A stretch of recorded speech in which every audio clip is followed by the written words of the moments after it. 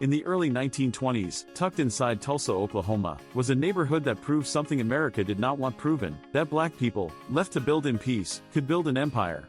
They called it Greenwood. The world called it Black Wall Street. The Greenwood district stretched across 35 square blocks. It was vibrant, proud, and self-sufficient. There were black doctors, black lawyers, black hotels. The Dreamland Theater drew crowds every night. Lula Williams ran the theater and a confectionery. Her husband John ran the garage on Greenwood Avenue. They had left Mississippi for the promise Tulsa represented, and they found it. This was not poverty dressed up. This was generational black wealth. And some people could not stand it. On May 30, 1921, a black teenager named Dick Rowland entered an elevator at the Drexel Building on South Main Street. At some point, the young white elevator operator, Sarah Page, screamed. Rowland fled. Nobody truly knows what happened in that elevator. The most likely explanation is that Rowland stumbled and grabbed Page's arm to steady himself. She startled. That was it.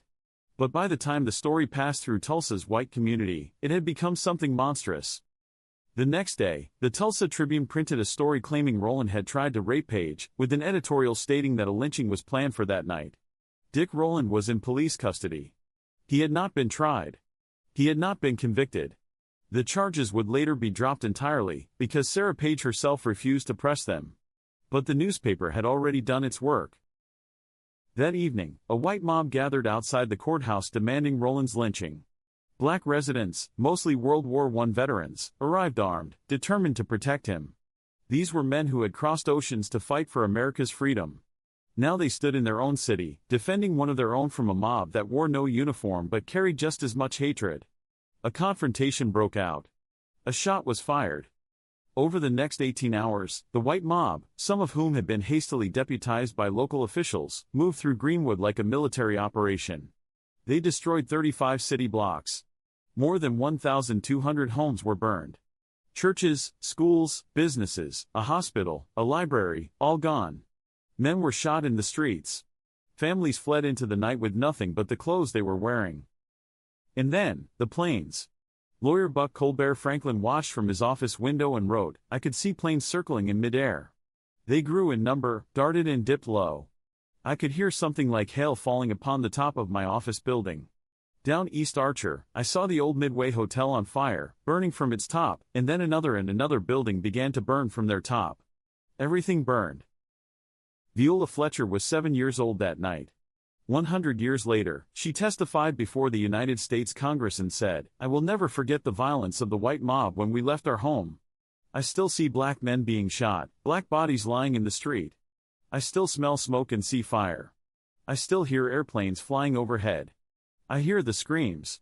I have lived through the massacre every day. Our country may forget this history, but I cannot."